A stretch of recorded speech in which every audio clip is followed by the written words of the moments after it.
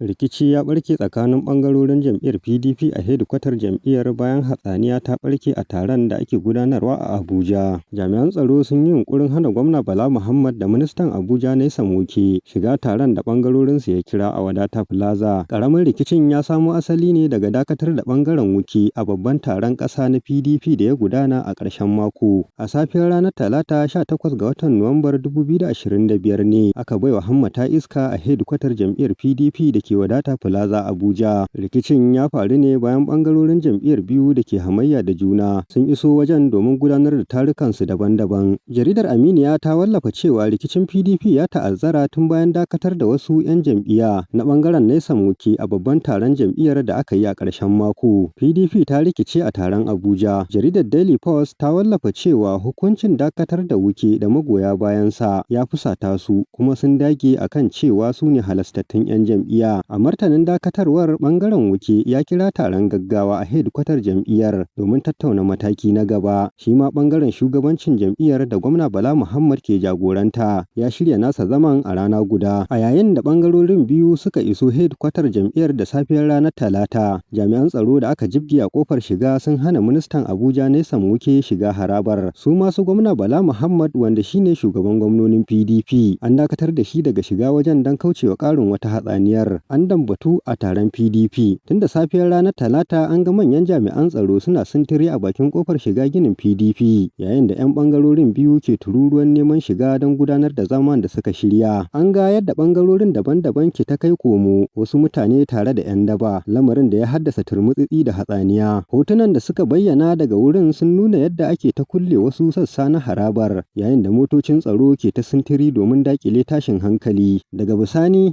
jama'a sun ɓarke da dambe inda aka rika naushin juna da ture waɗansu, su kuma jami'an tsaro na nasa aikin. Abbas Yakubu Yaura, Dimokuraɗiyya TV.